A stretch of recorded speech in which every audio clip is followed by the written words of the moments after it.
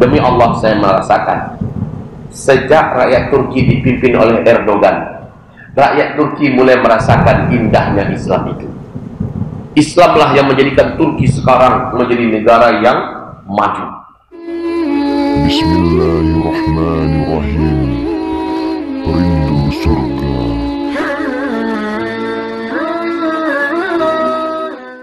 Peperangan ketiga, peperang terbesar Islam di akhir zaman, perang antara Islam melawan Romawi. Dan setelah itu kata Rasulullah, Romawi mengirim 80 bendera. Setiap bendera ada 12.000 pasukan dari pemuda-pemuda yang handal, pemuda-pemuda terbaik di muka bumi dari Amerika dan Eropa, turun bergabung di bawah 80 bendera. Setiap bendera 12.000 pasukan. Berapa jumlahnya itu? 960.000. Ini akan dihadapi oleh Imam Mahdi dan orang-orang beriman. Dan pertempuran itu terjadi di Ghutah. Di dalam Taurat dan Injil disebut dengan Armageddon. Ya. Sementara di dalam hadis-hadis sahih disebut dengan Malhamah Al-Kubra. Dan peperangan itu hanya berlangsung 4 hari. Kalian diberi oleh Allah kemenangan yang besar, sebesar-besarnya kemenangan.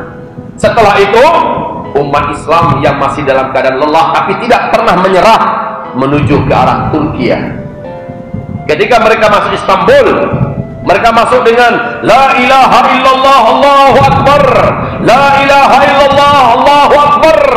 Maka Turki menyerah tanpa perlawanan.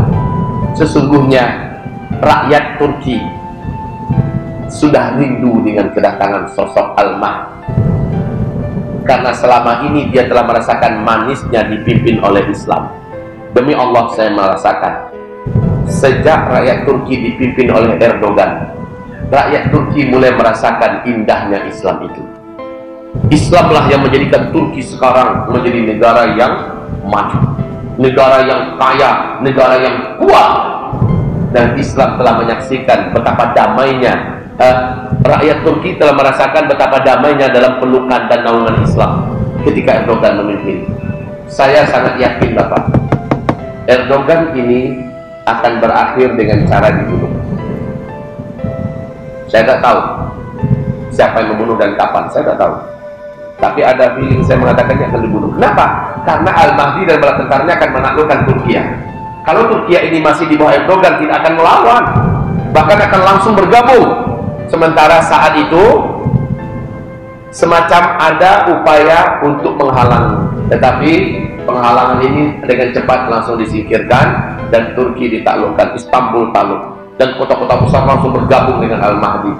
Saat orang-orang beriman menghitung harta kekayaan, setan jin naik ke atas bukit yang tinggi, menggemakan suara yang sangat kuat. Hei kalian, Dajjal sudah lepas, Dajjal sudah muncul, selamatkan keluarga kalian. Setan ini menyeru dari atas bukit. Orang-orang beriman yang ada di Turki langsung melaju dan meninggalkan semua harta kekayaan yang sudah mereka dapatkan, menuju ke kampung halaman mereka masing-masing.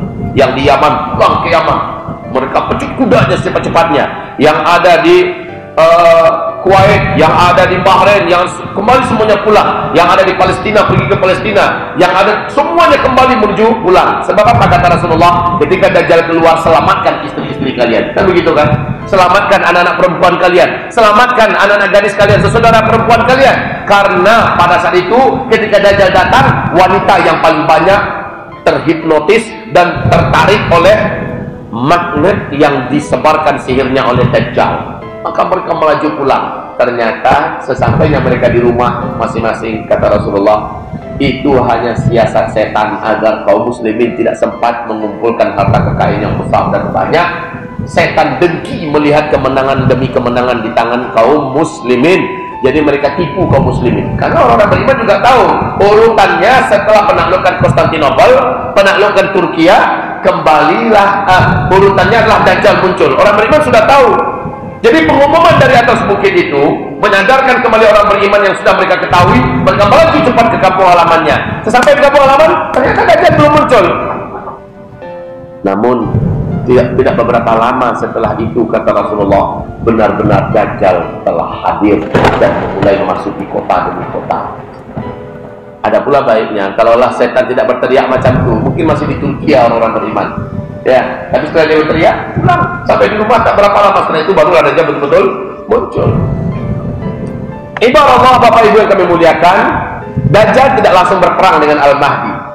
Dia kelilingi semua kota-kota di muka bumi dulu. Selain Mekah dan Madinah, dia masuk di seluruhnya, termasuk Kuala Lumpur. Dajjal akan masuk, dan ada jadwalnya, ada tarikhnya, ada jamnya, dan itu sudah diumumkan oleh tim sukses Dajjal. Ya, maka kaum muslimin, setelah Dajjal menaklukkan seluruh dunia, 2/3 manusia, anak cucu Adam yang hidup ketika itu akan sujud menyembah Dajjal.